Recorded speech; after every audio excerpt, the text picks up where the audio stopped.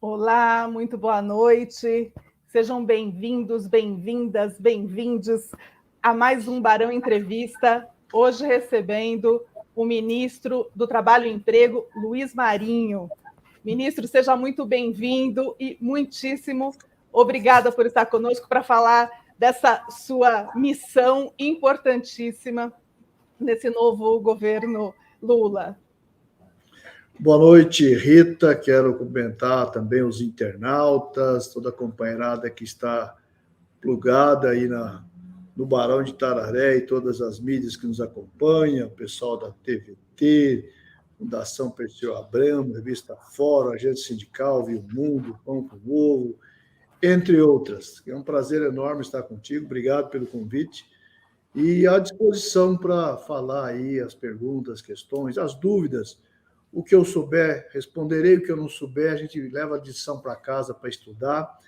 Enfim, à disposição. Prazer enorme, mais uma vez. Muito bem, teremos uma conversa ótima aqui com o nosso time de entrevistadores.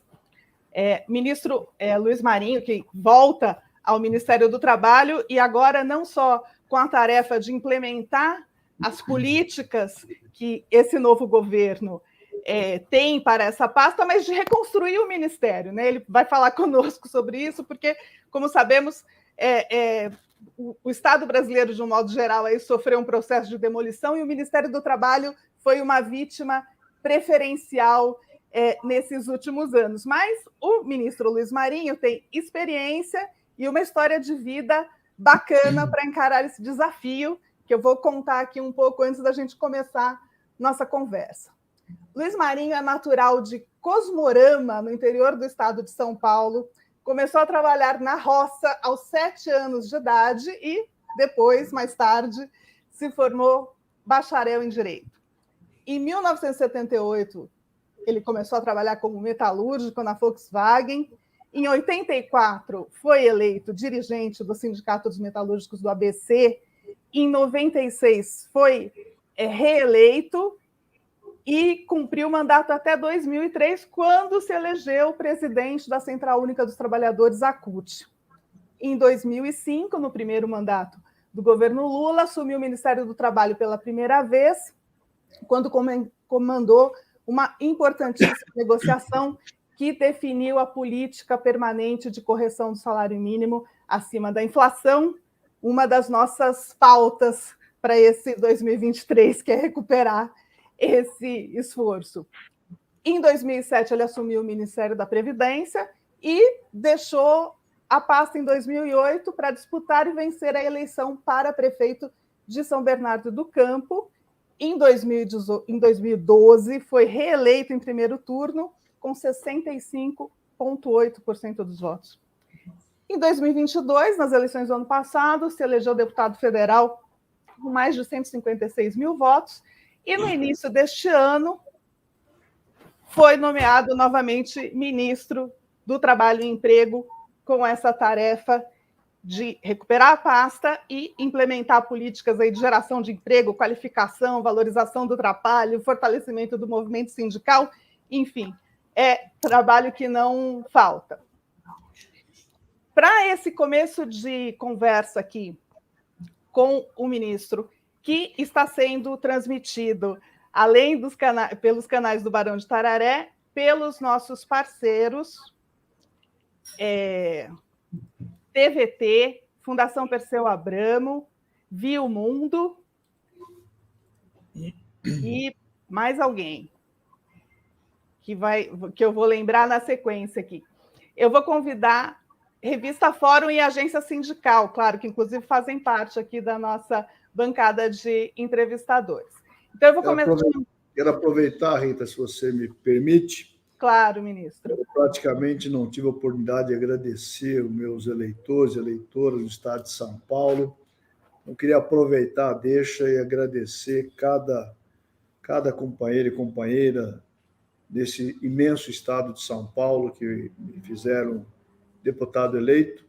O presidente Lula, participei só no dia 1º de fevereiro, na posse e na eleição da mesa, e retomei o ministério imediatamente. Aliás, eu tinha planejado, tinha prometido para a esposa, olha, a gente celebra, eleito deputado, vamos janeiro, a gente já somos só fevereiro, janeiro a gente aproveita para dar uma descansada e tal. Mas o presidente Lula me convocou, infelizmente, fiquei devendo isso a ela, então tenho que agradecer a ela também, a paciência e o respaldo, mas em especial agradecer cada companheiro e companheira que no Estado ajudou, pediu voto para o Haddad, para o presidente Lula, para a minha eleição, para a nossa bancada de deputados estaduais e federais. Então, meu muito obrigado.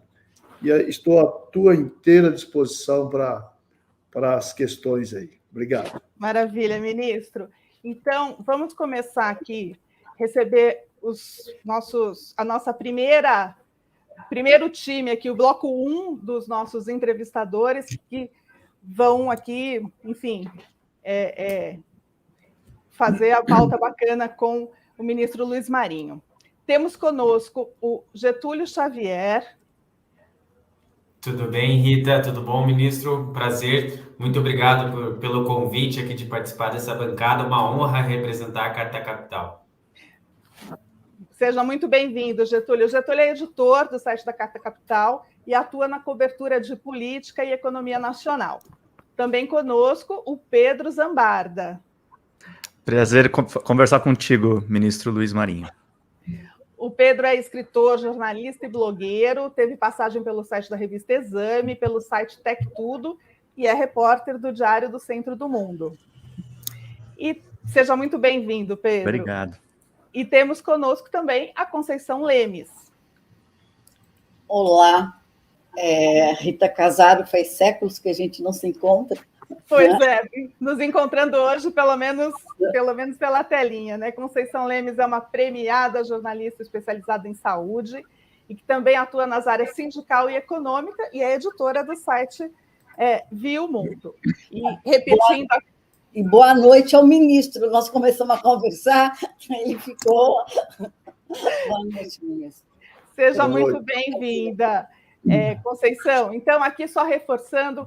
Essa live é transmitida pelos canais do Barão de Tararé e pelos nossos parceiros, Fundação Perseu Abramo, TVT, Agência Sindical, Viu Mundo, Fórum e Pão com Ovo, aos quais nós agradecemos muito por essa rede bacana para levar esse tema para mais gente. Então, vou começar aqui passando a palavra para o Getúlio, que já faz a primeira pergunta para o ministro. Getúlio, por favor. Perfeito, obrigado, Rita. Ministro, para fazer a minha pergunta, eu vou citar bem brevemente alguns dados coletados ali do Ministério da Fazenda e do Ministério da Indústria e Comércio sobre a atual situação de uma parcela que é bastante significativa de trabalhadores que atuam na condição de microempreendedores individuais, os chamados MEIs.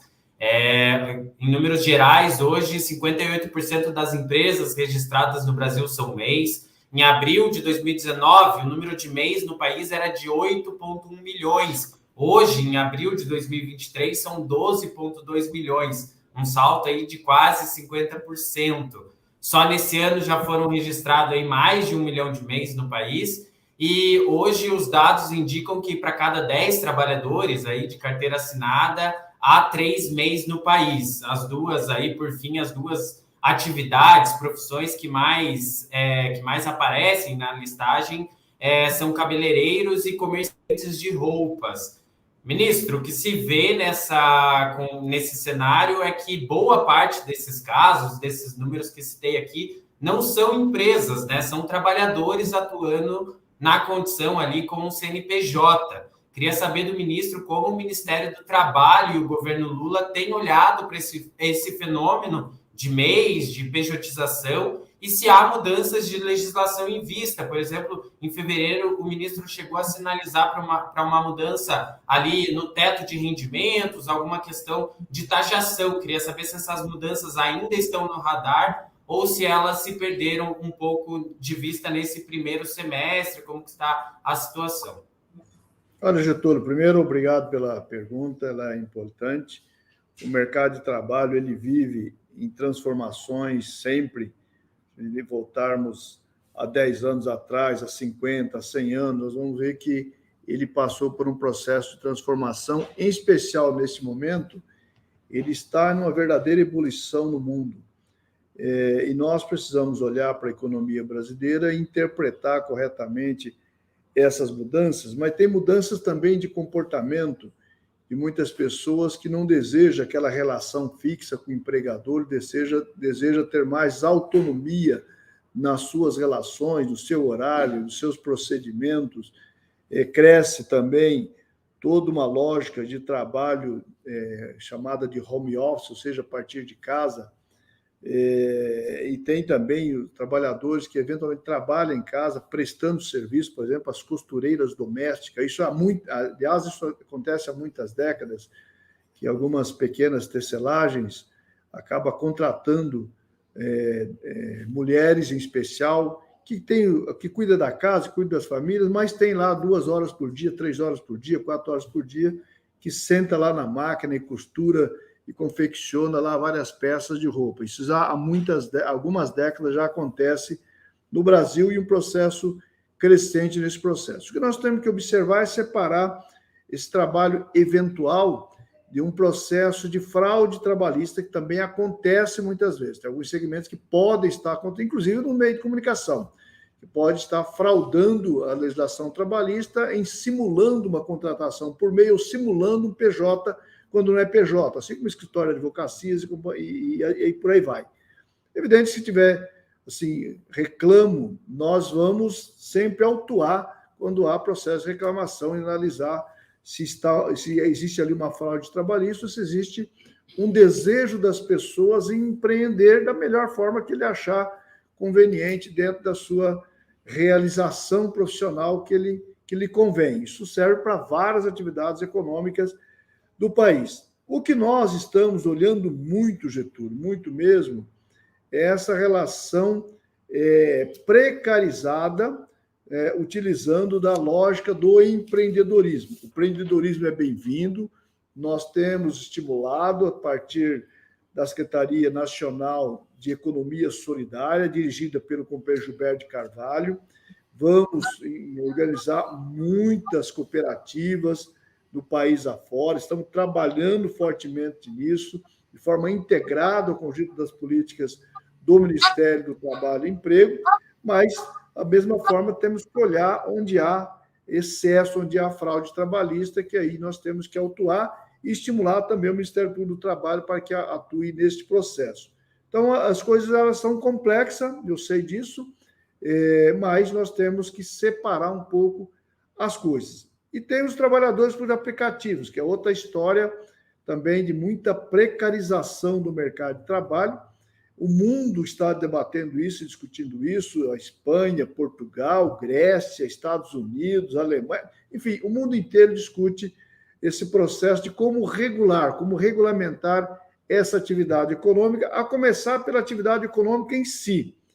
Porque, invariavelmente, as empresas se dizem empresas de tecnologia. Aí você pega o teu aplicativo e chama uma corrida. Você está chamando uma tecnologia ou uma prestação de serviço de transporte? Qual é a atividade econômica dessa empresa mesmo? É tecnologia, uma empresa de transporte de pessoas ou transporte de mercadoria? Então, as coisas elas têm que ir ficando claras em relação a isso. A sociedade precisa encarar desse jeito, porque há uma forte campanha de publicidade, inclusive do ponto de vista ideológico, de que tudo é empreendedorismo. O jovem na sua bicicleta, com aquela mala nas costas, é empreendedor do que mesmo? Então, é preciso ir separando essas coisas para ir deixando claro para a sociedade o que é empreendedorismo, do que é o microempreendedor individual, do que é relação de trabalho e do que é superexploração. Quando se fala em novas tecnologias, eu sei que eu estou adiantando aqui, talvez muitas perguntas que vocês fossem fazer, mas quando se fala em novas tecnologias, inovação tecnológica, novos métodos de trabalho, historicamente a gente imagina novas tecnologias, portanto, menor esforço humano para várias atividades econômicas, portanto, as novas tecnologias são sempre muito bem-vindas, para ninguém também levantar o dedo por aí e dizer, o ministro é atrasado, quer combater as novas tecnologias, isso é um absurdo, tem que voltar à década de 30. Não é nada disso que nós estamos falando. as tecnologias são muito bem-vindas, mas ela tem que beneficiar o conjunto da sociedade brasileira, em especial quem vai trabalhar para ela, quem vai prestar serviço com ela, que são os trabalhadores e trabalhadoras. Nós não podemos ter tecnologia que sirva para os bilionários, né, os iluminados que pensaram uma plataforma tal, vai super explorar milhões de pessoas no mundo inteiro e ele ganhando ali, não é, milhões e milhões sem absolutamente muito esforço e, portanto, super explorando. Nós precisamos que essa inovação, que essa descoberta da sociedade seja apropriada pela sociedade, a sociedade se beneficie dela e os trabalhadores tenham jornada respeitada, para não ter excesso de jornada, para não adoecer, não colocar em risco, inclusive, ele, quem o contratou para uma viagem, por exemplo, e até as pessoas que estão transitando na rua. Não é? Tem que estar à disposição, tem que ter valorização do trabalho, ou seja, remuneração adequada. Não pode ser uma remuneração que essa pessoa tem que trabalhar 18 horas por dia, 16 horas por dia, para sustentar minimamente a sua família. Tem que valorizar esse trabalho. Tem que ter segurança jurídica e segurança social, proteção social, previdência social, enfim. Ou seja, o trabalhador tem que ser respeitado. Essas são as regras no mundo civilizado. Eu espero que a gente enquadre cada empresa, cada plataforma para a civilização, ou seja, respeito aos trabalhadores e à sociedade. Perfeito, obrigado, ministro, pela resposta. Muito bem. Pedro, com a palavra para a sua pergunta para o ministro. Eu vou fazer uma pergunta, elas são um pouco duas perguntas em uma, mas eu vou juntar você o mais breve possível, porque aprofundo o que o Getúlio e o ministro falaram. Recentemente, ministro, você falou num evento em Lavouras de Café, no Espírito Santo, que a terceirização é a irmã gêmea do trabalho análogo à escravidão, e diz que é necessário mapear o cenário para reverter alguns efeitos nefastos desse modelo de trabalho desde 2017. A primeira pergunta que eu tenho e nesse evento, você falou a respeito de mapear a situação dos trabalhadores por estado. Eu queria saber da pasta como está esse mapeamento.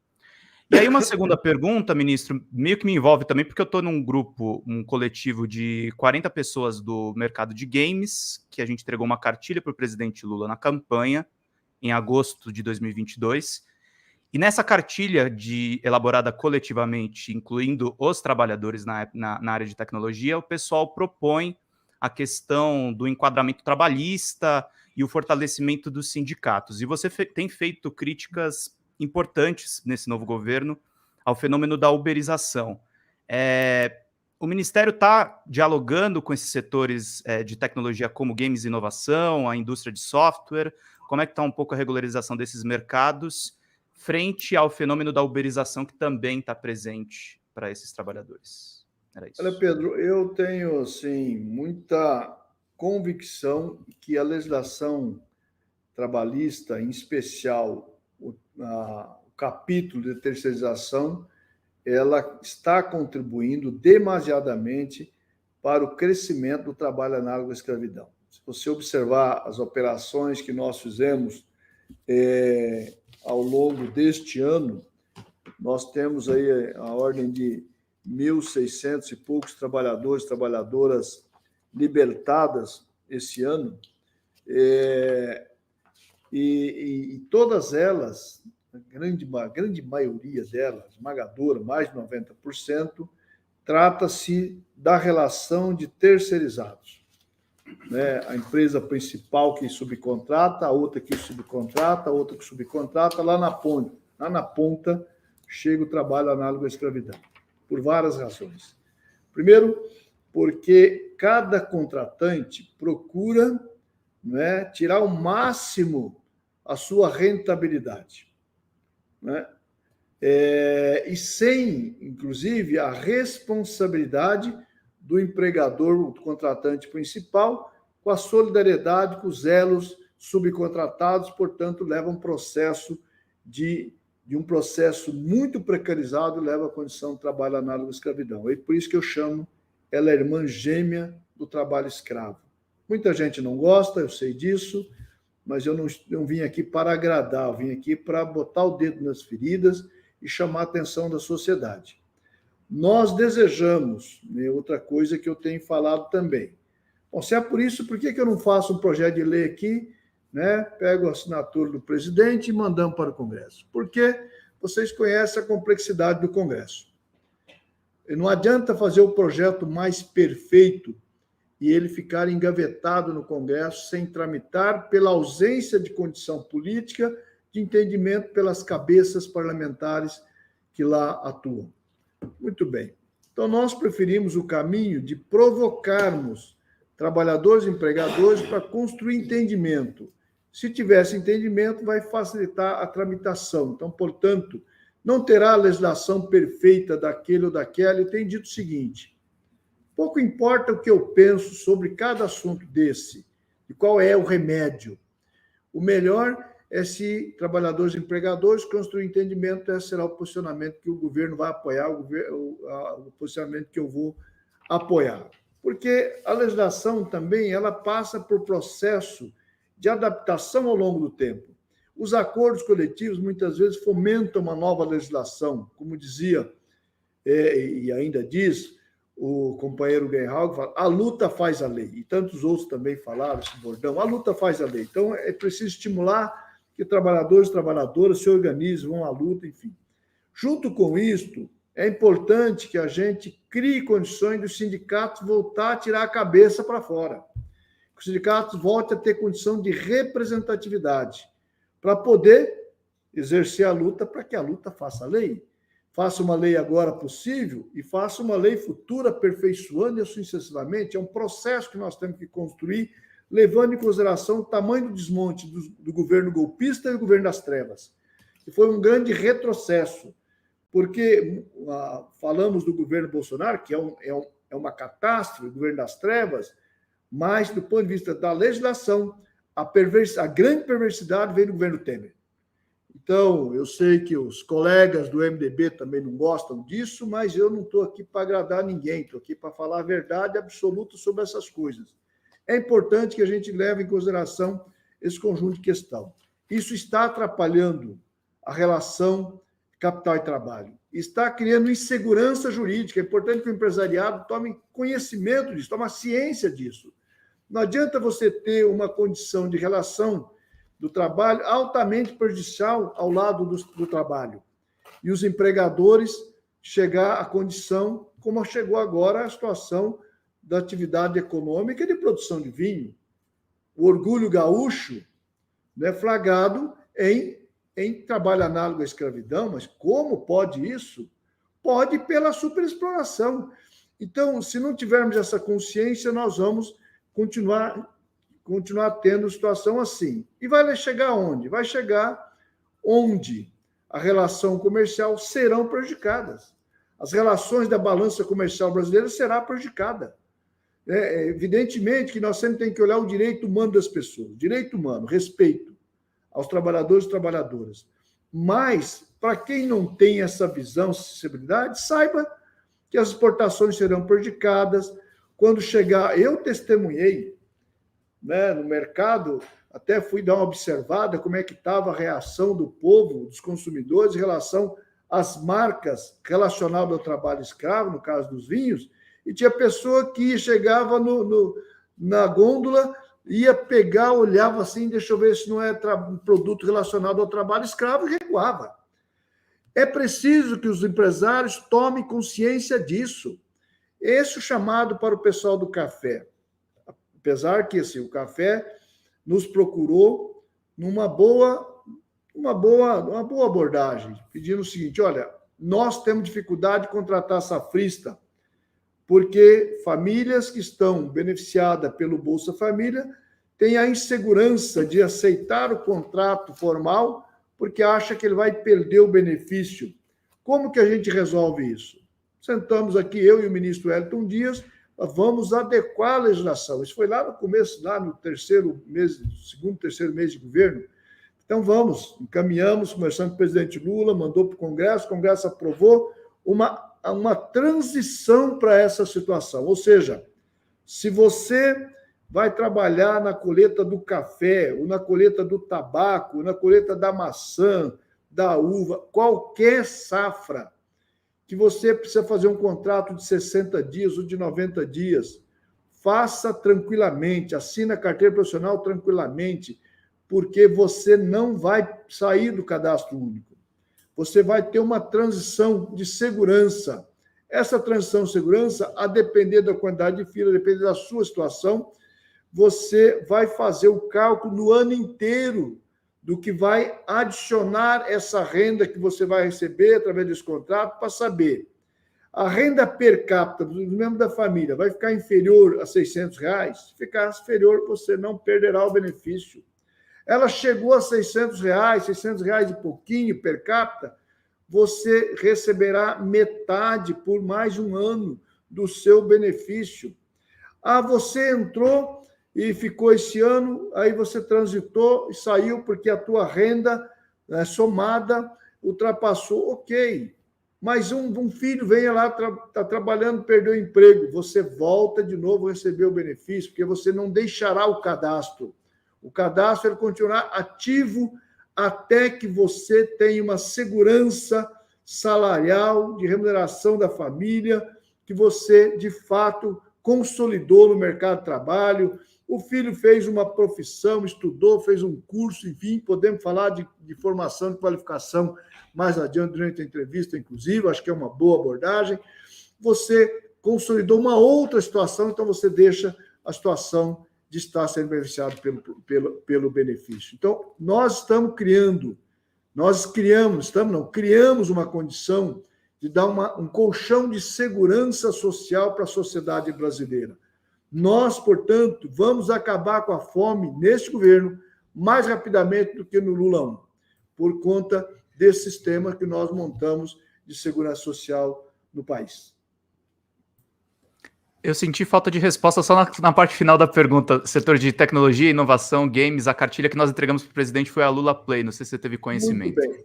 Desculpe, Pedro, mas assim, nós estamos com um grupo tripartite em relação aos aplicativos, que está trabalhando, está indo bem. E, na sequência, nós vamos chegar nesse ponto aí, vamos convidar você para bater um papo aqui, para a gente trocar ideia e ver como que a gente trabalha esse assunto também. Obrigado. Ok. Conceição Lemes, com a palavra para a sua pergunta para o ministro. Peraí, deixa eu... Isso. Ministro, eu vou fazer, na verdade, 4 perguntas, que elas estão conectadas. Por isso que eu vou... eu vou abordar, vou fugir um pouco do que eles já abordaram e vou perguntar sobre saúde. Nos últimos 6 anos, nós tivemos a reforma trabalhista e a liberação geral da terceirização, que puseram por terra conquistas importantes. Nós vimos a precarização das relações de trabalho, subemprego, desemprego, migração do setor formal para o informal. Quer dizer, isso tudo afetou a saúde dos trabalhadores, resultando em mais doenças relacionadas ao ambiente de trabalho. Isso vale para para todo tipo de atividade, formal, informal, terceirizada, doméstica, home office, indústria, comércio, trabalhadores por aplicativo, zona rural, urbana. Como o Ministério do Trabalho pretende enfrentar a questão de saúde dos trabalhadores, considerando as sequelas da Covid e o sem vínculo empregatício? Especificamente em relação aos trabalhadores por aplicativos, como é que o Ministério do Trabalho pretende enfrentar particularmente essa questão, inclusive os graves impactos que tem a atividade na saúde deles? É sabido que, historicamente, o Ministério do Trabalho tem diferenças importantes em relação ao que se defende no SUS. O que tem sido feito para aproximar o Ministério do Trabalho ao Ministério da Saúde no que diz respeito ao campo da saúde do trabalhador? Há alguma aproximação consistente nesse sentido? E a última, na Conferência Nacional Livre de Saúde do Trabalhador e Trabalhadora, que aconteceu recentemente, Uma das propostas foi a criação de um canal nacional para denúncias de violências relacionadas ao trabalho, acidentes, abuso de poder, violações de direitos humanos. Esse canal seria, pela proposta, essa criação seria acompanhada de uma ampla divulgação e orientação junto aos trabalhadores e à população em geral. O que o senhor acha dessa proposta? É isso.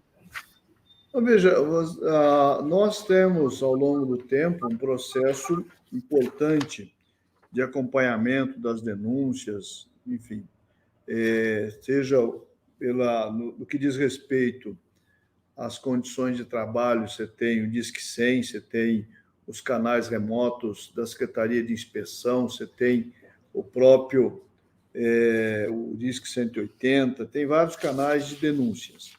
No que diz respeito a cuidar da saúde e do trabalho, é importante a gente lembrar que o Ministério foi destruído, nós estamos reorganizando. Inclusive, o papel que a Fundacentro tem de pesquisar, de estudar os ambientes de trabalho, hoje está bastante precarizado. Nós estamos, inclusive, demandando concursos para reorganizar a máquina para poder dar conta das tarefas estratégicas que tem sobre proteção do ambiente do trabalho.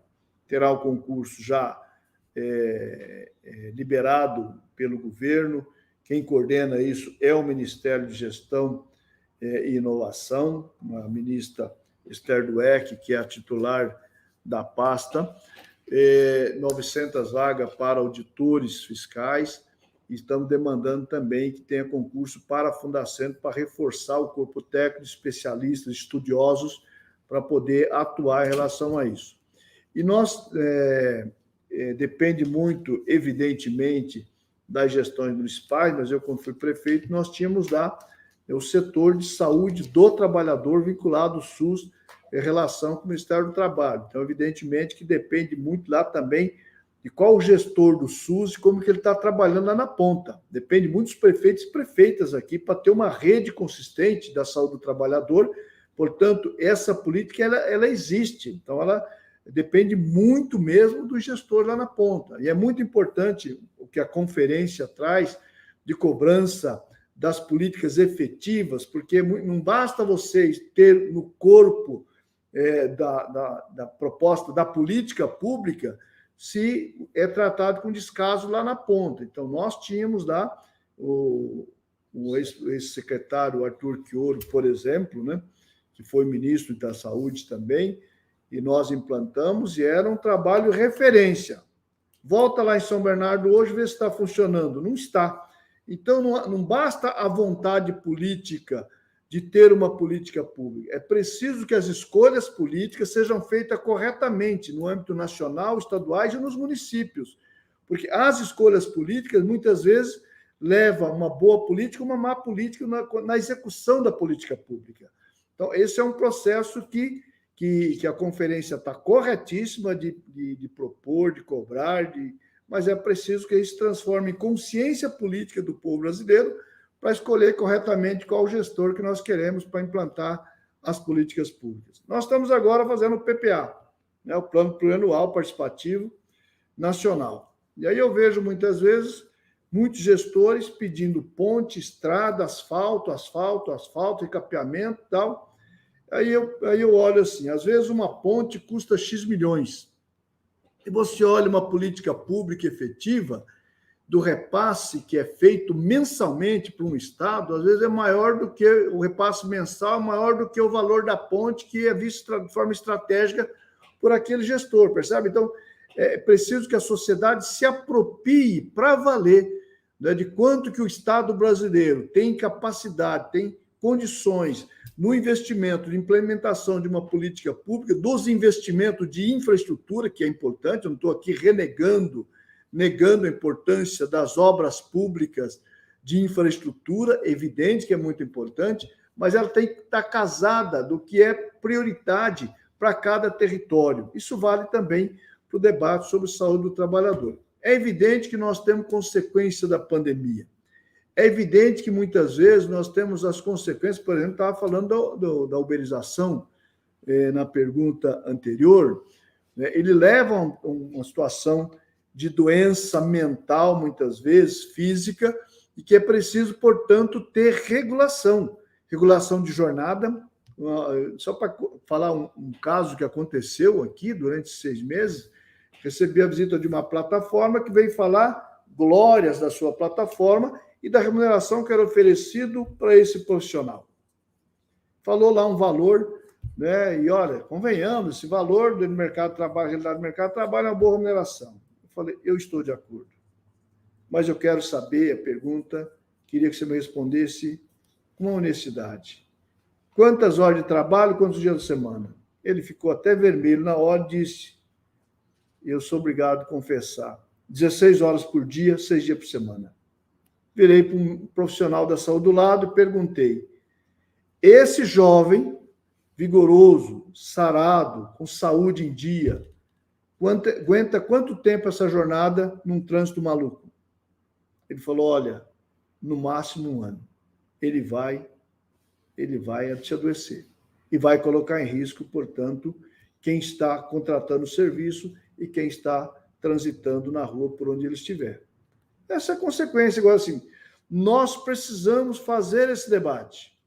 Porque muitas vezes, quando eu falo, eu recebo uma avalanche de ataques dizendo o seguinte, esse presidente, esse ministro sabe o que está falando, porque a modernidade, qual a modernidade? O que é modernidade? É a superexploração de uma plataforma, de uma tecnologia ao ser humano? Isso é modernidade? Ou nós temos que pensar que jornada?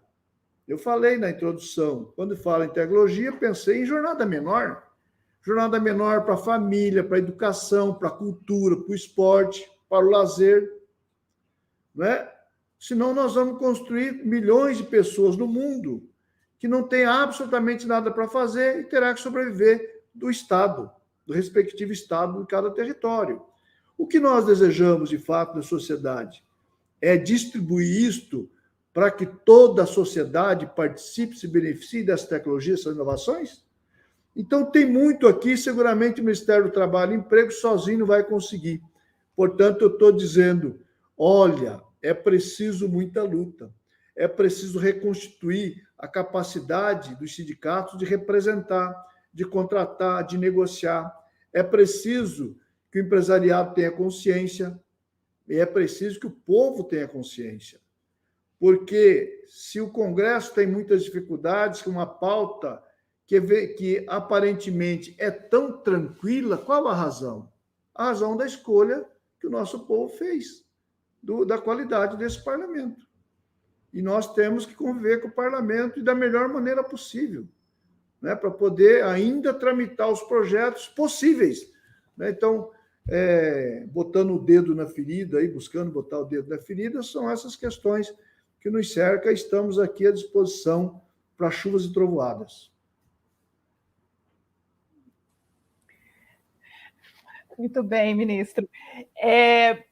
O senhor colocou aí, respondendo a várias das questões, na verdade, em particular a da Conceição, essa questão dessas jornadas absurdas. A tecnologia deveria propiciar ganhos para o trabalhador e para a qualidade de vida, e, na verdade, tem servido aí para aumentar a exploração. A gente tem aqui, hoje, foi lançado um site que é o Vida e Trabalho, que é uma parte de uma mobilização para essa discussão, inclusive, da redução da jornada. Né? A gente tinha, o movimento sindical tem a luta aí para reduzir a jornada de trabalho para 40 horas semanais. No Brasil, isso foi pauta do movimento sindical, que o senhor liderou, inclusive, por muito tempo. Hoje, o trabalho no mundo e no Brasil tem essas características aí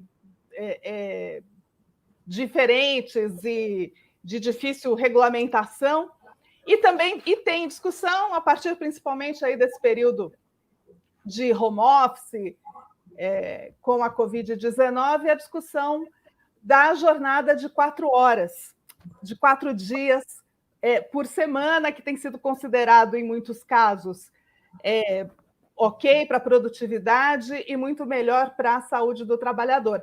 Essa questão vem do nosso companheiro Humberto Martins, que é coordenador de comunicação da CTB, e uma questão muito presente para o movimento sindical, e hoje ainda mais premente no meio dessa situação toda. A questão que ele coloca é qual que é a sua opinião sobre essa ideia aí da semana de 4 dias. E eu acrescento, temos alguma possibilidade de chegar nisso no curto prazo, dada todas essas dificuldades? Olha, assim, eu costumo ser muito franco na minha visão, e às vezes é leitura da situação e não minha opinião. Acho muito difícil no curto prazo, sinceramente falando. Agora, Humberto, assim, eu tenho brincado com as centrais de CAI e digo o seguinte: as centrais não vão voltar a falar de jornada de trabalho? Pelo amor de Deus. Tem que pautar a jornada de trabalho. Evidente que tem que pautar a jornada de trabalho. Evidente que tem que dialogar com o parlamento, qual a condição, porque ali é o espaço, é o ringue, é o território para fazer essa concertação. Porque tem uma concertação a fazer aqui, trabalho, né, e trabalhadores, empregadores e trabalhadores. Eu repito, o governo ele tem que estimular e provocar esse debate para a construção do entendimento.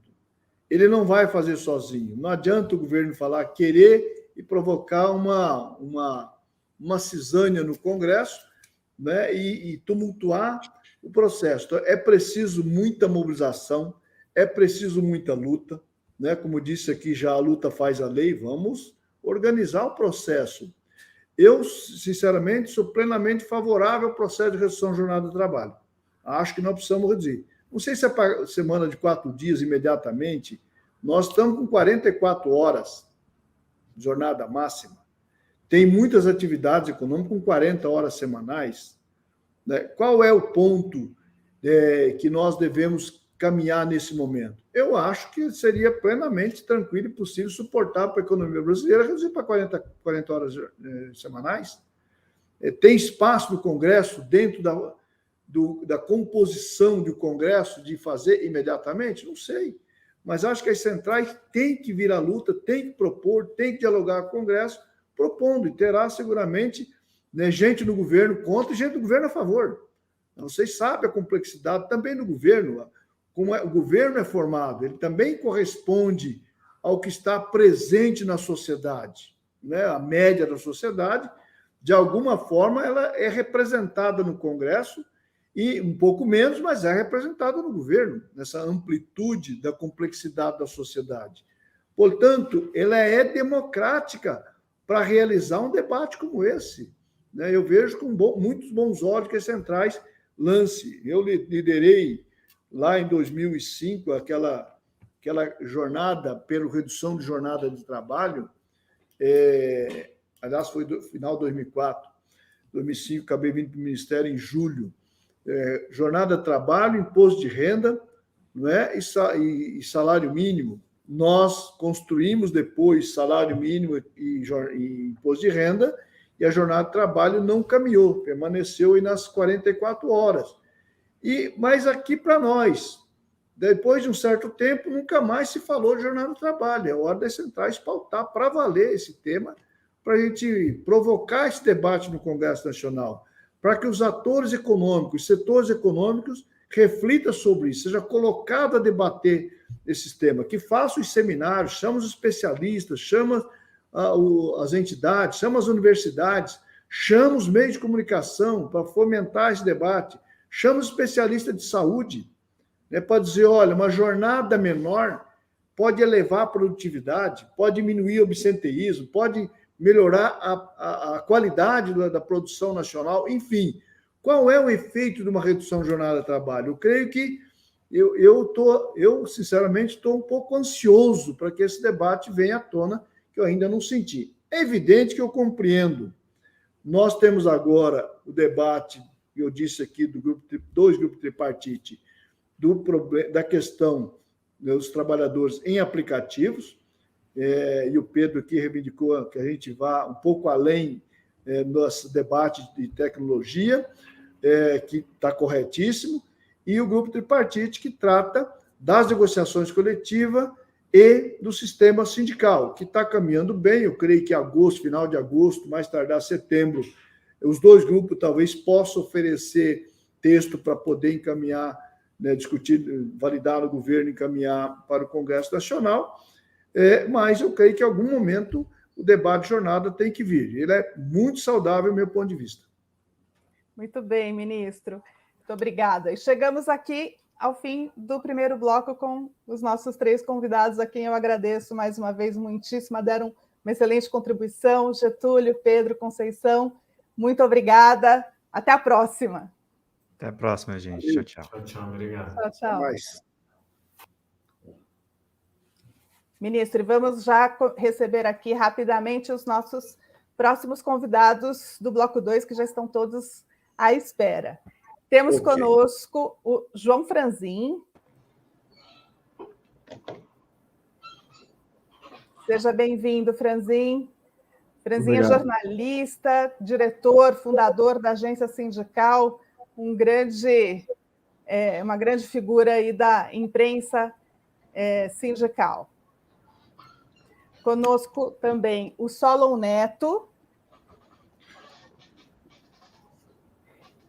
que é cofundador e diretor de comunicação da agência de jornalismo Alma Preta, ex-correspondente da agência internacional Sputnik News. Boa noite, Solon, seja muito bem-vindo, muito obrigada. Boa noite. E também conosco o Ivan Longo, que é jornalista, editor de política da revista Fórum. Boa noite a todos, boa noite, ministro. Boa noite. Ivan, seja muito bem-vindo, sejam os 3 muito bem-vindos. E vamos começar a nossa próxima rodada aqui com João Franzin. Franzin, com a palavra para a sua pergunta para o ministro Luiz Marinho.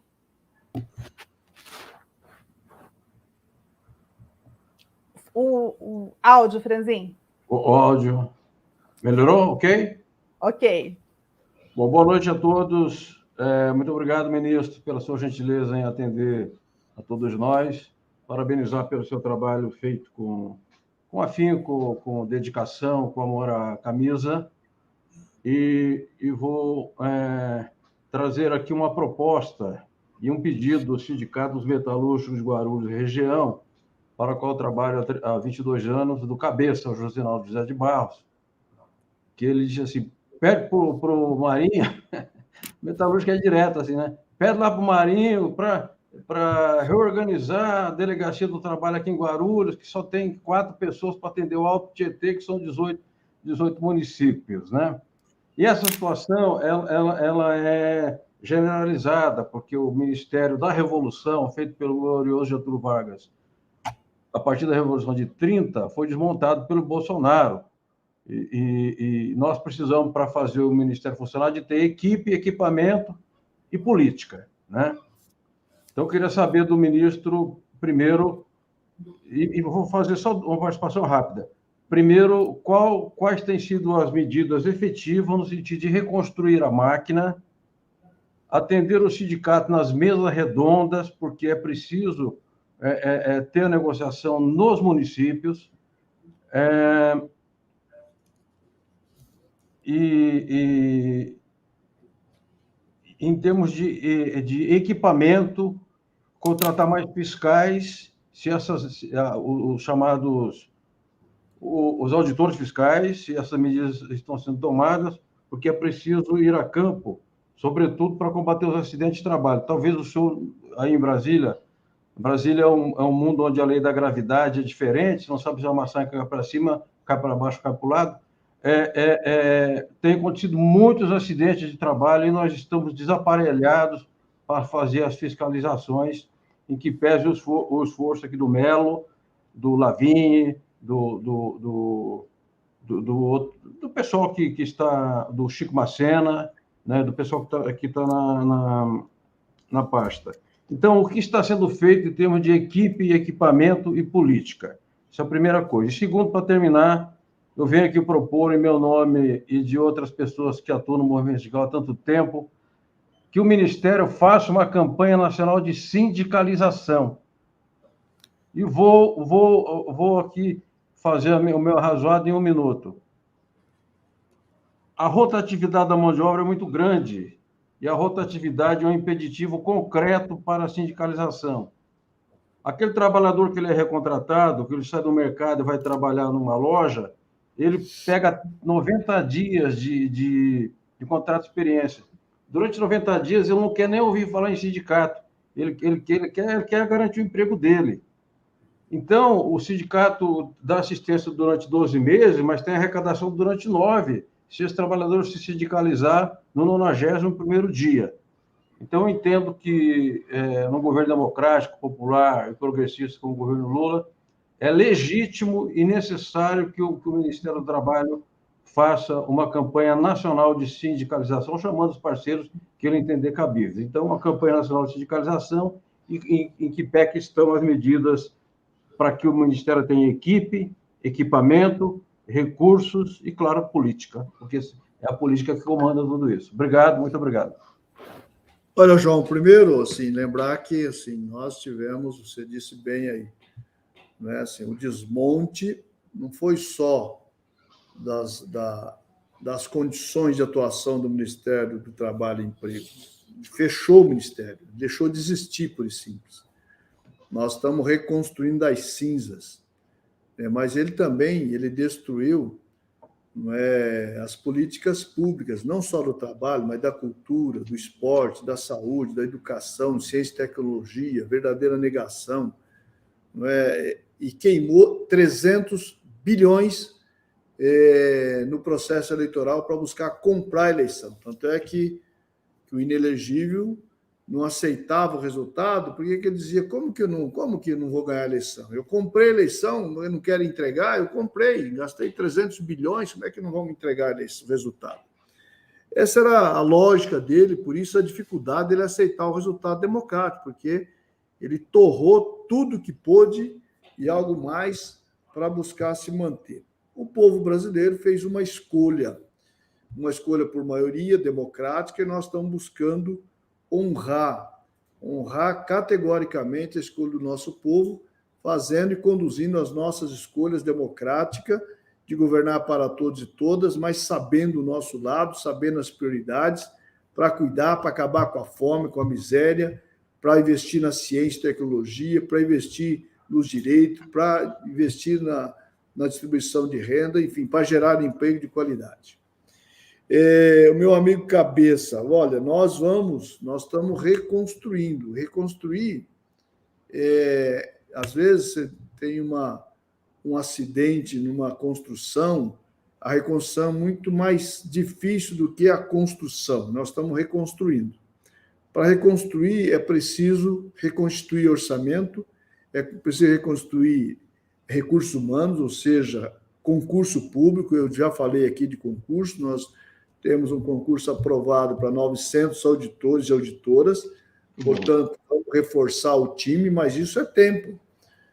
Você não faz, né, você não consegue reconstituir as DRTs, as subdelegacias, as gerências, se você não reconstruir a força de trabalho. Então, não adianta você querer passar esse estágio. É preciso, portanto, os concursos, assim como é preciso concursos para fundar centro, nós estamos aqui batalhando para isso. Nesse processo, é preciso que os sindicatos também se apresentem, porque a homologação, nós estamos trabalhando no grupo tripartite, que a homologação volte a ser realizada também pelos sindicatos, não só pelas delegacias e subdelegacias. Os sindicatos têm a tarefa de ajudar nesse processo, e essa é a razão de dizer que os sindicatos precisam ser reconstituído a sua condição financeira. É preciso resgatar a condição de representatividade de negociação coletiva por parte dos sindicatos. E tenho defendido claramente, publicamente, para quem tenha dúvida, de que, nesse processo, não basta dizer aos sindicatos sobrevivam com as mensalidades dos sindicalizados. Não basta dizer os não sindicalizados não têm obrigação de contribuir. Se o sindicato faz um acordo coletivo, se prestou um serviço ao conjunto da categoria, é justo que o conjunto da categoria faça uma contribuição adicional para o custeio dos sindicatos. Ou seja, até porque a prestação de serviço de um sindicato, do sócio para com o não sócio, ela é diferenciada. O sócio tem direito lá, se tiver departamento médico, se tiver um serviço assistencial, o departamento jurídico, se tiver um clube ou colônia de férias, o sócio tem direito a esses benefícios. Os sócios e não sócios têm direito à proteção social do sindicato, ao acordo coletivo, à negociação coletiva, às conquistas econômicas e sociais de um conjunto de cláusulas que beneficia, seja a estabilidade, pré-aposentadoria, seja uma adicional para gestante ou da licença paternidade, enfim, você tem várias conquistas que esse trabalhador não sindicalizado tem. Então, portanto, é justo que ele contribua. Mas ele pode fazer oposição? Pode, na Assembleia. A Assembleia aprovou, todos devem contribuir, né, para fortalecer a sua ferramenta de luta, a sua ferramenta de defesa, que é a capacidade do sindicato de negociar e de representar. Né? Então, é assim que se faz. Eu não tenho dúvida se caberia pensar uma campanha nacional por parte do Ministério do Trabalho e Emprego. Podemos até pensar, mas é justo pensar que os sindicatos têm a capacidade para fazer uma campanha através do conjunto das centrais sindicais pela sindicalização do bloco no país. Então, tem mecanismo de pensar, e aí o governo pode, evidentemente, dar seu apoio político em relação a campanha como essa, mas não sei se seria o mais correto o Estado providenciar uma campanha como essa, ou o conjunto do movimento sindical, de forma organizada, unida, fazer, porque aqui você não pode diferenciar uma central da outra, porque ela vai beneficiar a todas as entidades sindicais. Então, é assim que eu vejo esse processo. Portanto, eu entendo a rotatividade, eu entendo a dificuldade do trabalhador. Agora, se o sindicato adquire uma capacidade de negociação, ele pode ter a negociação, inclusive eu já vi isso no sindicato que eu presidi, nós já tivemos isso em várias empresas, onde o sindicato construiu um acordo no acordo coletivo para fazer, não é, a recepção do trabalhador quando ele ia começar a trabalhar. Portanto, ali, empresa e sindicato dizia para o trabalhador: você está chegando, você vai começar a trabalhar aqui funciona assim, aqui você tem direitos, aqui você tem liberdade assim assado, você tem responsabilidade, você tem obrigações, mas você tem direitos também. E um dos direitos é a sindicalização. Portanto, no primeiro dia da recepção desse trabalhador, é necessário que os sindicatos construam o direito conquistado da negociação, que ele possa dizer ao trabalhador: você tem direito à sindicalização no primeiro dia de trabalho dele. É assim que os países desenvolvidos têm, é assim que as relações desenvolvidas entre capital e trabalho têm a possibilidade de você dizer: você pode sindicalizar e não sofrer a retaliação, porque está aqui, ó, a empresa e o sindicato falando aqui: você tem esse direito. É um direito seu, legítimo, de cada trabalhador. Nós temos que avançar nos acordos coletivos para garantir ao trabalhador o direito de X horas por ano de qualificação. X horas por ano que ele pode estudar, que ele pode se atualizar, enfim, são avanços que nós vamos ter ainda que construir com muita luta. Portanto, nós vamos sim, eu tenho muita convicção que nesse processo nós vamos reconstituir o direito de fortalecimento dos sindicatos. Como diz o presidente Lula, o sindicato tem que ser forte. E, para mim, sindicato é igual ao Estado. Sindicato fraco, Estado fraco, não serve para quase nada. É preciso que seja forte o Estado e o sindicato para bem representar. Muito obrigado, Luiz Marinho. Muito obrigado. Muito bem. E o presidente Lula, inclusive, disse que é para o movimento sindical cobrar e atuar. Lá no comecinho, em janeiro, no encontro com o movimento sindical. Solon, palavra com você para a sua pergunta. Desculpa, estava fechado aqui o microfone. Primeiro, gostaria de agradecer estar aqui novamente no canal do Barão e todos os parceiros. É sempre um prazer estar aqui. Boa noite ao ministro, boa noite, Ivan, João e Rita. Bom, eu queria apresentar a nossa agência primeiro. A Alma Preta é uma agência especializada em questão racial. Nós somos um grupo de jornalistas principalmente pretos e pardos, e nós fazemos uma cobertura voltada à discussão da questão racial do racismo no Brasil. Bom, como já foi dito, ministro, a partir do governo Temer, o Ministério do Trabalho e os direitos trabalhistas, eles foram frontalmente atacados no Brasil. Acho que vale destacar nesse período a reforma da Previdência, a reforma trabalhista e também a disseminação de ideias na sociedade brasileira com o objetivo de atacar os direitos dos trabalhadores, ao mesmo tempo em que cresceu o número de aplicativos e a tecnologia para que haja mais trabalhadores nessa situação informal. Todo esse quadro ele tem um impacto, na nossa visão, ainda de várias pesquisas que tem disponíveis, maior sobre a população negra. Eu acho que durante a pandemia isso ficou mais que evidente, né? Não só a população negra foi a que mais morreu, né? Devido ao vírus, mas também teve mais impactos econômicos, né? Foram esses os trabalhadores que tinham dificuldade para se manter. Bom, durante os governos do PT, nós sabemos que houve uma maior inclusão da população negra na sociedade, devido a uma série de políticas públicas em determinados setores, né? Acho que no nosso contexto vale destacar a garantia dos direitos das empregadas domésticas e também a introdução das cotas nas universidades e no serviço público. No caso das cotas, acho que vale destacar que esses jovens, apesar de terem acesso a uma educação formal de nível superior, eles têm dificuldades no mercado de trabalho, né? Eles enfrentam o racismo já na entrada no mercado de trabalho, de várias formas não conseguem se colocar, né? Esse é o quadro que nós identificamos. E, ao mesmo tempo, nesse período, nós vimos uma multidão também de jovens negros, literalmente milhões, né, de jovens negros, entrando na informalidade através dos aplicativos, como nós bem sabemos, né? A maioria dessas pessoas que trabalham de noite como aplicativo de comida e de transporte são pessoas negras, né? E esses também são os jovens que são mais encarcerados e assassinados no Brasil. Já encaminhando aqui para a pergunta, o IBGE aponta, eu estou pegando aqui os dados do Instituto, que o Brasil hoje tem 38 milhões de trabalhadores informais, cerca de 40% da população ocupada, e a maior parte dessas pessoas são negras e jovens, né? E há uma pesquisa da FGV no final do ano passado que mostra que a diferença salarial dentro do mercado informal entre pessoas negras e brancas é 74%. Né? E no caso dos trabalhadores formais, é um pouco menor, mas ainda é escandaloso, né? Que chega a cerca de 53%.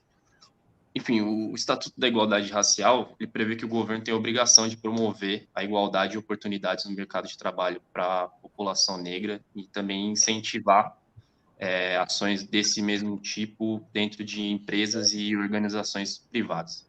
Enfim, ministro, quais são os planos específicos do Ministério do Trabalho para garantir esses direitos trabalhistas da população negra, especificamente da população mais jovem, que hoje é a mais atingida de várias formas no quadro atual? Eu quero fazer um cumprimento aí a toda a companheirada da Agência Alma Preta. Querido Solon Neto, nós estamos trabalhando fortemente para, primeiro, criar uma base econômica que possa acolher a toda a população. Quando você acolhe a todos, seguramente os mais sofridos hoje, têm mais dificuldade de inserir no mercado de trabalho, serão alcançados. E serão alcançados, muitas vezes, por medidas legais que nós estamos adotando. Você tem, quando você faz o corte, o povo negro, as mulheres negras ainda é mais grave ainda, né? Então, uma das ações que nós adotamos foi na segunda-feira retrasada, o presidente Lula sancionou o projeto de lei de salário igual para homens e mulheres. Portanto, as mulheres, de maneira geral, mas em especial as mulheres negras, serão as maiores beneficiadas num processo como esse. o Ministério do Trabalho tem a tarefa de monitorar, portanto, em dezembro sairá o primeiro relatório de análise da implementação desta lei. E aí muita gente perguntava, e tem uma polêmica inicial, mas precisa da lei, mas a Constituição já fala de direitos iguais, a CLT já abordava também, de alguma forma, essa questão, e nós definimos, o presidente Lula disse, desejo uma lei que fale literalmente de salário igual para homens e mulheres que estejam exercitando a mesma função na mesma condição. E haverá, portanto, fiscalização e autuação para as empresas que não cumprirem esta lei, para que a lei, de fato, tenha efetividade. Isso é um aspecto.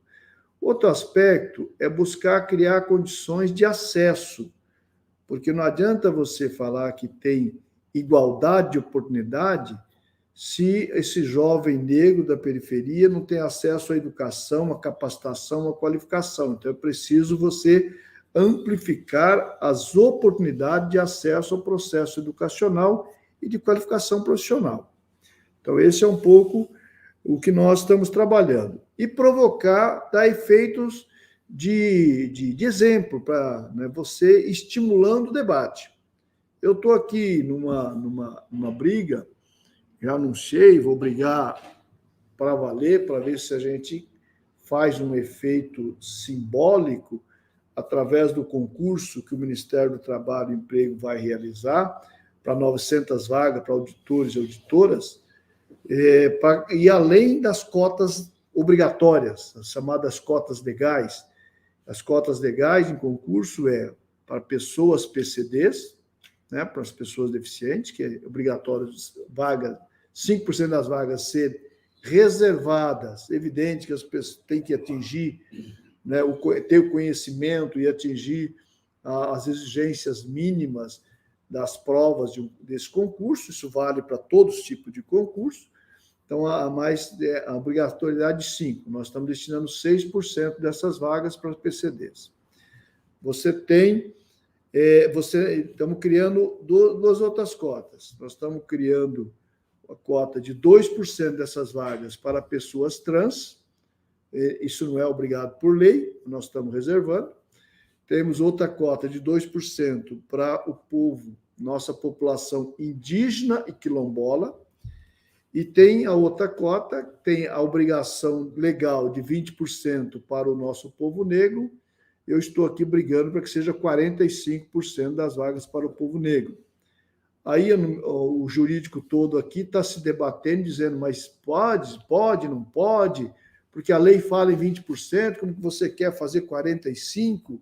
Na minha interpretação, é que os 20% é mínimo, portanto, eu posso, como gestor público, tomar a decisão política de desejar que seja mais, para buscar criar condições. Isso é um debate que eu estou provocando, eu espero que venha pressão da sociedade para que todos os concursos públicos nos municípios, nos estados, em qualquer área, também ampliem desse jeito, para a gente ir equiparando as condições e dando condições de acesso ao nosso povo negro, ao nosso povo periférico. Ao mesmo tempo, nós temos que, na reestruturação das políticas de qualificação, priorizar a entrada dessa juventude nessa qualificação. Ao mesmo tempo, tem que pedir apoio aos sindicatos, às entidades, às universidades, todo mundo, para ajudar nesse processo. Nós temos um produto que está sendo executado hoje, em parceria com a Microsoft, para 5,5 milhões de pessoas até 26, podendo ser antecipados. Antecipado, você aumenta essa meta de 5,5 milhões, por exemplo. Hoje tem mais de 1 milhão de pessoas fazendo esse curso, que é ensino digital, que vai... O Pedro, que estava aí conosco, inclusive, mas está aí ainda na escuta, entende mais que eu, vocês talvez entendam mais que eu do que eu vou falar agora. São 7 trilhas para 134 cursos, que vai desde o beabá, ou seja, o letramento digital, produtividade, introdução à programação, profissionalizante, avançados em TI, Dynamics 365, educação financeira com Excel, enfim, um conjunto de possibilidades que tem vagas no mercado de trabalho.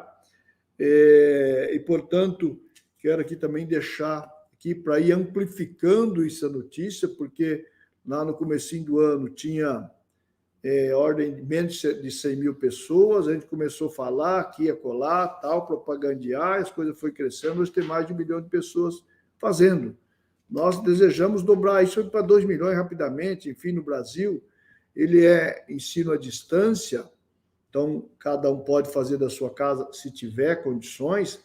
Ao fazer, você adentrar, fazer a matrícula, fazer o seu cadastro, ele ganha um pacote Office, para poder criar a condição, ter o pacote para ele poder exercitar. Às vezes você não tem, mas você tem lá o computador em casa, então você ganha o pacote para poder navegar aqui nesse mundo.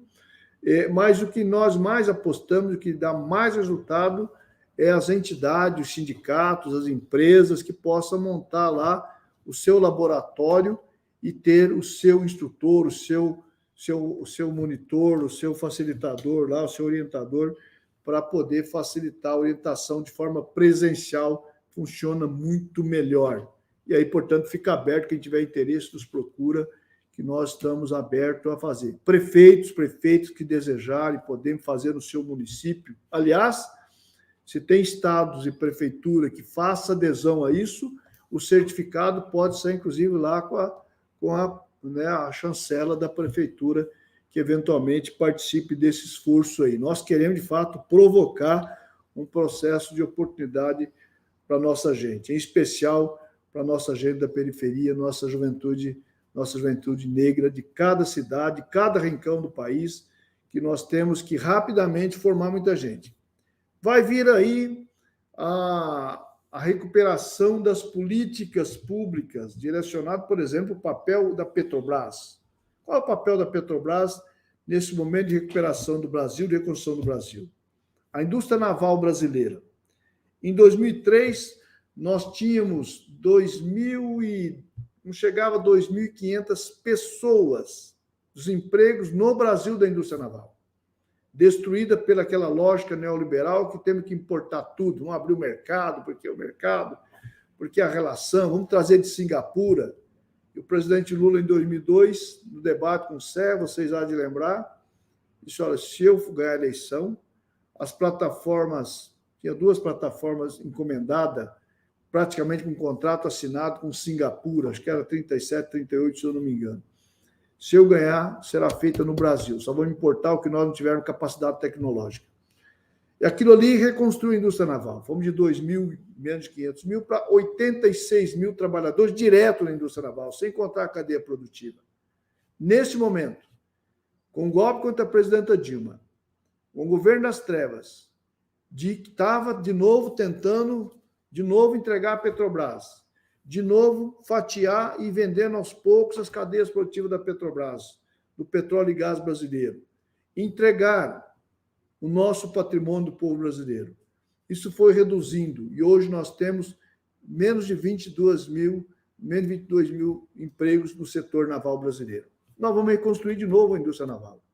Eu tenho certeza que nós vamos bater lá próximo de 100 mil trabalhadores de novo. Portanto, vai faltar soldador, vai faltar profissionais de novo para a indústria naval brasileira. Nós temos que qualificar essa turma. Está aí, portanto, nós temos que despertar na nossa juventude, que às vezes não enxerga no mercado de trabalho oportunidade. Ele vai ter oportunidade. Nós vamos criar condições, de novo, oferecer oportunidade para a nossa gente. A partir não só da qualificação, porque não adianta qualificar e não ter um emprego para oferecer. Nós vamos criar a condição da economia oferecer os empregos. Se a gente observar os 855 mil empregos formais gerados de janeiro a maio.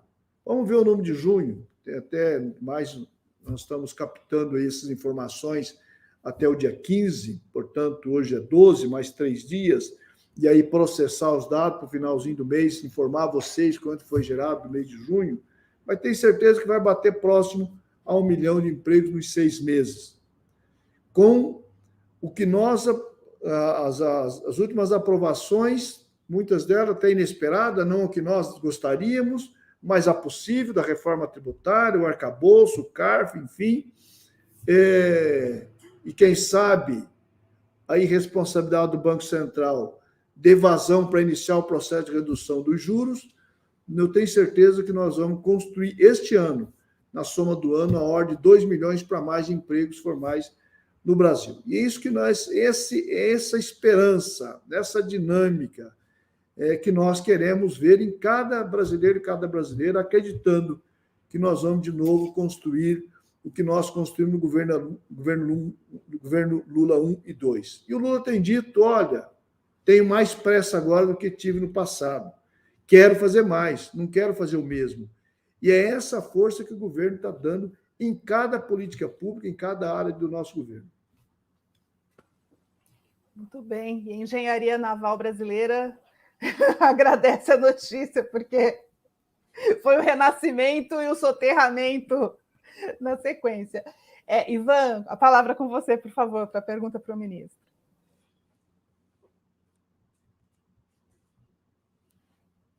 O áudio. Bom, opa, estão ouvindo agora? Legal. Boa noite, ministro. Boa noite a todos. Prazer falar mais uma vez com o senhor, ministro. Bom, eu ia fazer uma pergunta que a Rita já fez, na verdade, sobre a questão da semana de 4 dias, que é uma proposta que está bastante em voga em alguns lugares do mundo, mas eu troquei aqui, eu vou explorar uma outra questão, que na verdade, por enquanto, ainda é bem aberta, viu, ministro? É mais uma reflexão que eu queria do senhor, uma reflexão rápida, na verdade, né? Mas é o seguinte, para além daquilo tudo que já falaram aqui sobre novas tecnologias aí no mundo do trabalho, né, a questão da uberização e tudo mais, uma coisa que está bastante em voga, né, o crescimento das tecnologias artificiais, né, que vem tomando um espaço muito rápido também no mundo do trabalho. Inclusive, eu até vi uma postagem do senhor, ministro, recente, anunciando que o Ministério do Trabalho iria utilizar, além de auditores, auditores, né, a inteligência artificial para fiscalizar o cumprimento da lei que equipara salários entre homens e mulheres. Enfim, o senhor já anunciou ali o uso de tecnologia artificial dentro do Ministério, né? Mas, para além disso, ministro, eu queria saber do senhor como que o governo, o senhor próprio, o Ministério, vem acompanhando esse debate sobre inteligência artificial, tendo em vista que há um temor, e há pesquisas que apontam que as inteligências artificiais podem vir a tomar postos de trabalho num futuro, se é que já não estão tomando em algumas áreas, né?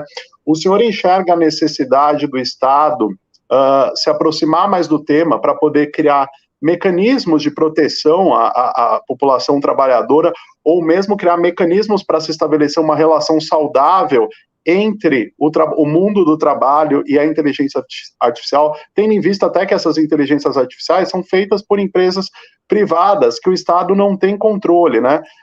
Então, eu queria saber como que está esse debate dentro do Ministério, se há esse debate, se está se refletindo sobre isso, se o senhor enxerga a necessidade do Estado estar mais próximo, acompanhar mais de perto o desenvolvimento deste fenômeno, para garantir aí uma relação saudável entre o mundo do trabalho e a inteligência artificial, de modo que a inteligência artificial não seja predatória para o trabalhador, mas sim uma linha auxiliar para que ele possa desenvolver esse trabalho. Enfim, eu queria que o senhor falasse em linhas gerais sobre esse debate, se há e como está.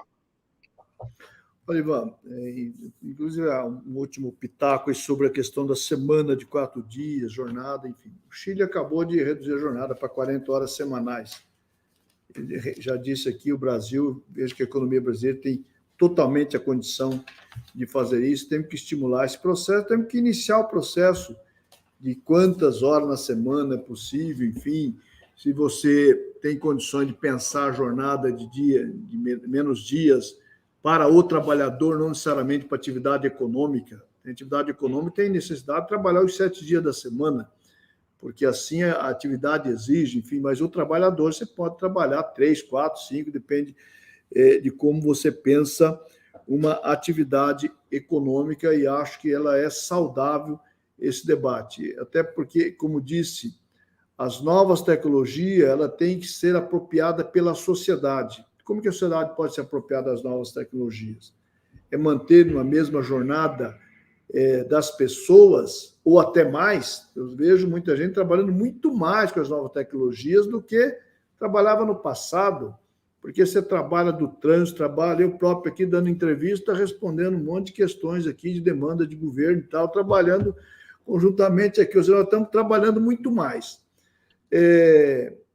Uma coisa é quem tem a tarefa de governar, de cuidar, de liderar, de gerenciar. Uma coisa é pedir que todos os trabalhadores trabalhem de casa como fosse um escravo trabalhando noite e dia para o seu empregador, para a exploração, superexploração, enfim.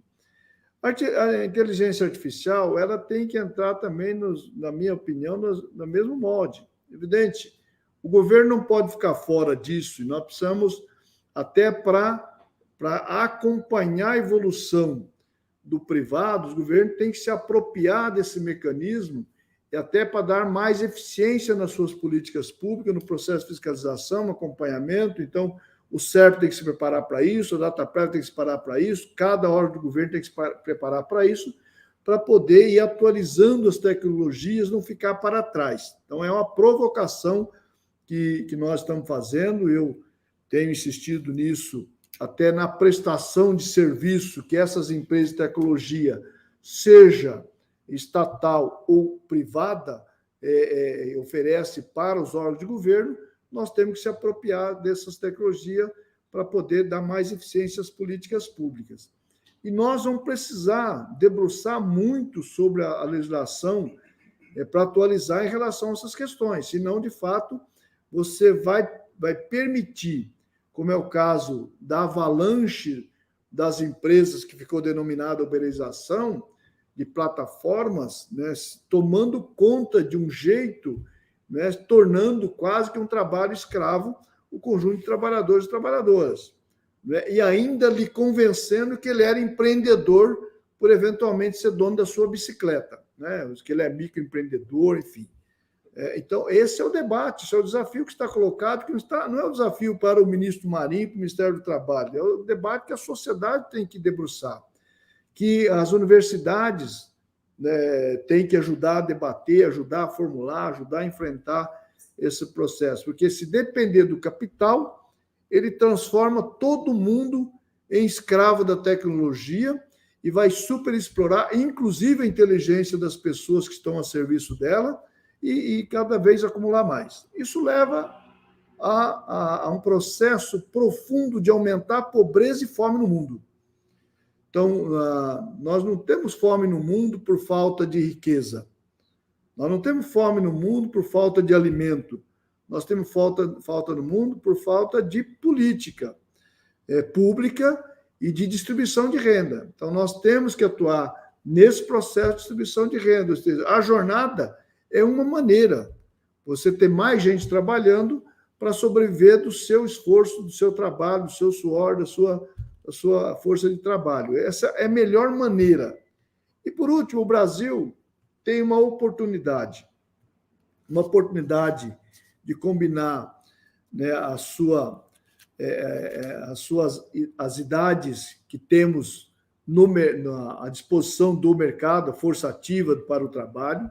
Nós temos ainda uma quantidade importante versus a população idosa que está fora do mercado de trabalho. Nós temos a oportunidade ímpar de trabalhar a reindustrialização. É esse o momento. Se o Brasil quiser falar de reindustrialização, é agora ou perderá a oportunidade. E nós temos a oportunidade, sob a liderança do presidente Lula, de reinserir o Brasil no globo, na estratégia global.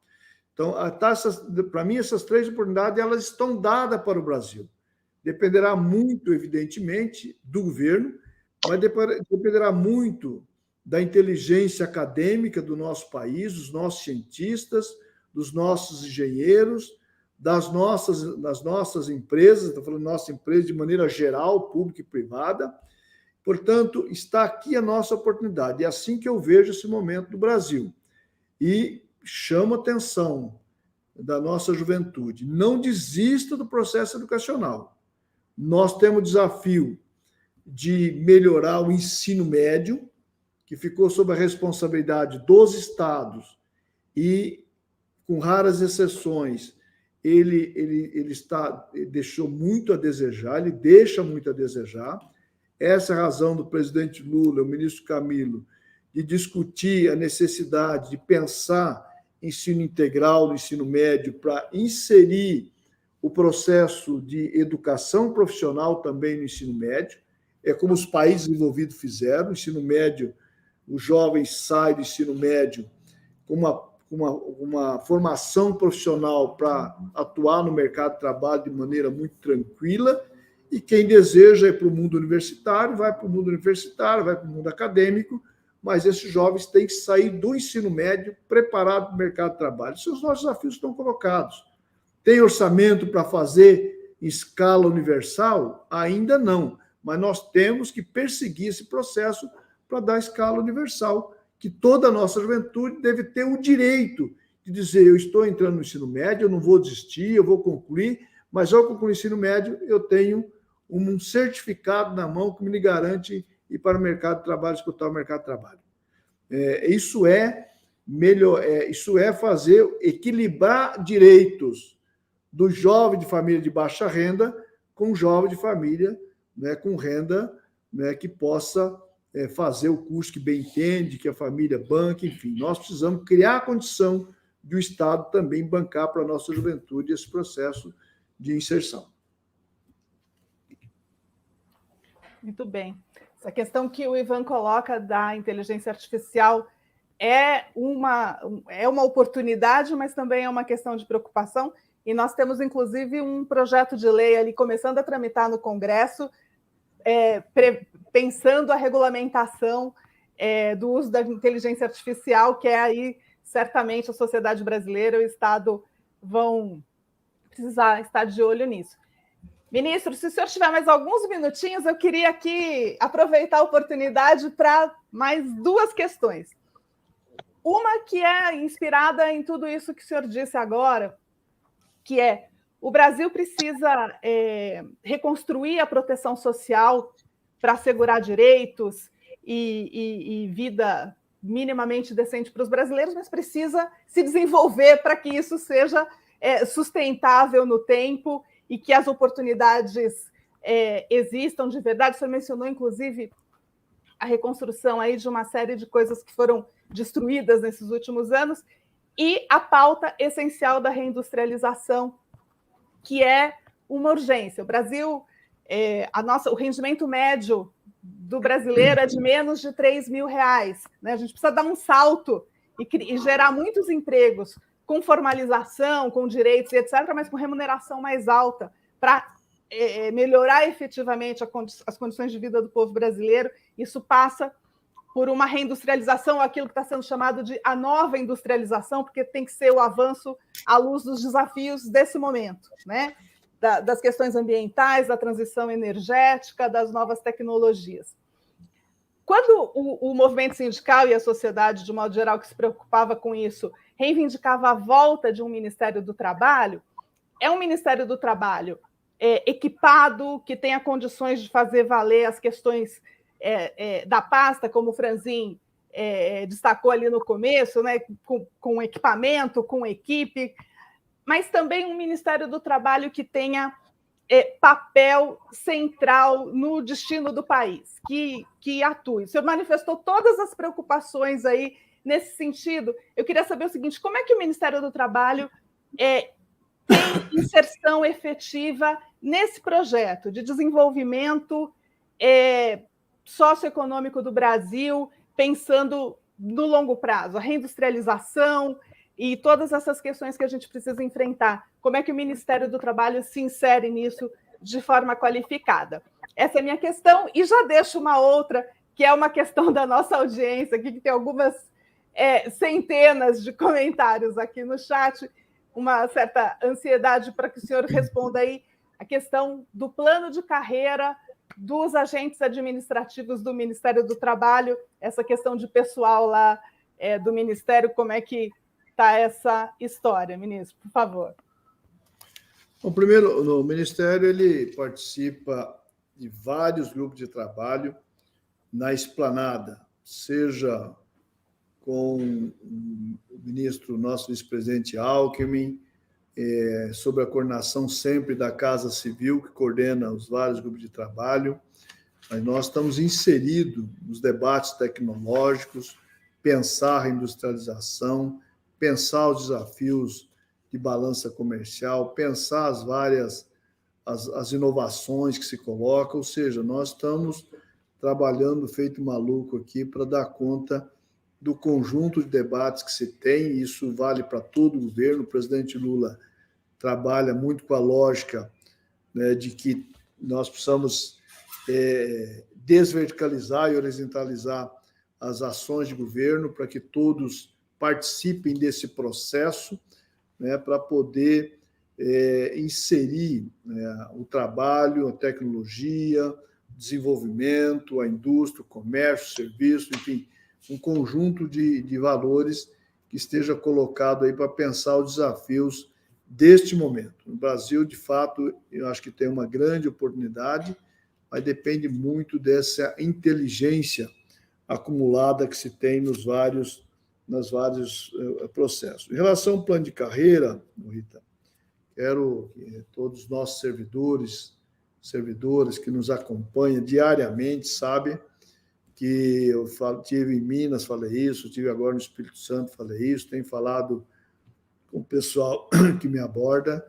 Nós estamos, junto com o servidor, nesse processo, dialogando com a área responsável do governo, que coordena esse processo, que é o Ministério de Gestão e Inovação, comandada pela ministra Esther Dweck. O Feijó, Zé Lopes Feijó, que foi presidente do Sindicato dos Metalúrgicos do ABC, que foi presidente da CUT São Paulo, hoje ele é o secretário responsável desse processo, junto com outro secretário, que é o economista do IPEA, grande parceiro, companheiro, o José Celso. E a comissão será recebida pelo secretário José Celso, que vai analisar essa questão do plano de carreira do setor administrativo. Portanto, a coordenação dessa negociação é do Ministério de Gestão e Inovação, mas o Ministério do Trabalho está acompanhando, estamos comprometidos com a reivindicação, porque é um processo de fazer justiça no tempo também. Esses trabalhadores, servidores, há muito tempo vem esperando isso, e nós estamos trabalhando para criar as devidas condições de atender. Então, espero que a gente tenha a felicidade juntamente aí de resolver. Muito bem, ministro, muito obrigada. Então, agora caminhando aqui para o final do nosso Barão Entrevista com o ministro Luiz Marinho, do Trabalho e Emprego. Agradeço aos nossos entrevistadores que deram uma contribuição excelente aqui, Franzin, Solon, Ivan. Ministro, para o senhor se despedir agora e podemos encerrar a nossa conversa. Bom, espero que tenha dado conta de responder as várias indagações, as ansiedades, enfim, as perguntas, as dúvidas. O que ficou de dúvida, podemos voltar a falar outro momento, mas agradecer ao João, ao Solon, ao Ivan, a você, Rita. Quero mandar um abraço para o Sidônio e para o Miro. Mino Carta, um prazer enorme. Agradecer também ao Getúlio, que participou do primeiro bloco, a Conceição e o Pedro, e em especial você, Rita, que comandou aí a bancada. Obrigado mesmo. Obrigado aos internautas aí que participaram, que acompanharam, de cada parceiro aí que transmitiram também. Meu abraço, muito obrigado. Dizer que estamos à disposição. Isso aqui é à disposição sempre para encaixar na agenda, bater um papo e dar as informações que a gente tiver acesso aí para poder partilhar e socializar a nossa esperança e a nossa convicção de que o Brasil está virando a página, e nós vamos virar a página do ódio, da raiva, do preconceito, do machismo, do racismo e assim sucessivamente. Nós precisamos construir, de fato, condições iguais para homens e mulheres, para o nosso povo negro, enfim, para o nosso povo trans, para a comunidade LGBTQIA+, para o nosso povo indígena, o nosso povo quilombola, Nós precisamos virar as páginas do preconceito, do atraso e do ódio. Nós precisamos unir o país e, acima de tudo, reconstruir o país com muito amor, com muita paz, isso que sempre foi o orgulho do povo brasileiro, para a gente voltar a ser aquele povo feliz que fomos durante o governo Lula, um dos mais felizes do mundo, e nós podemos alcançar.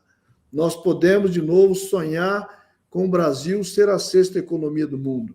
Em 2003, nós éramos a 12ª, construímos para a 6ª, retroagimos, voltamos de novo à fome.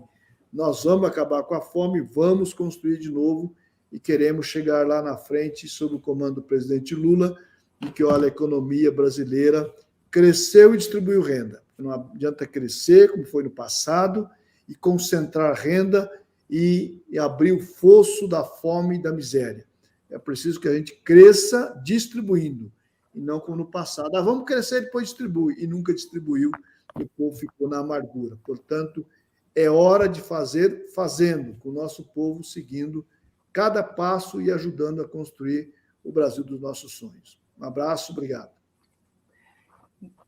Muito bem. Então, aqui eu faço coro a todas as palavras do ministro. Vamos aí na luta reconstruir o Brasil para a felicidade do povo brasileiro e não para o enriquecimento de alguns. Agradeço mais uma vez aos nossos parceiros na transmissão, Fundação Perseu Abramo, TVT, Agência Sindical, Viomundo, Fórum e Pão com Ovo. Agradeço aos sexta-feira tem a plenária do PPA, vai ser no Memorial da América Latina, às 10 da manhã, todo mundo, quem quiser, pode levar acompanhante, leva os amigos, vamos engrossar lá, e os ministros vão estar lá para debater o PPA, né, como que São Paulo participa do PPA nacional. Vamos participar para construir o governo junto, reivindicar e lutar pelo que queremos. Agradeço aqui mais uma vez a Franzin, Solon, Ivan e também aos nossos companheiros que estiveram conosco no primeiro bloco, Conceição, Pedro e nosso amigo... Gente... Pedro, Conceição e Getúlio, da Carta Capital. Muito obrigada. Ministro, mais uma vez, obrigada. Obrigada a todos que estiveram aqui conosco. Obrigada ao Felipe Bianchi, nosso produtor, streamer, divulgador dessa live, que nos colocou aqui no ar e possibilitou o nosso trabalho. Até a próxima. E fiquem conosco no canal do Barão. Muitas atividades bacanas pela frente, como essa entrevista com o ministro Luiz Marinho. Até a próxima, gente. Boa noite. Valeu.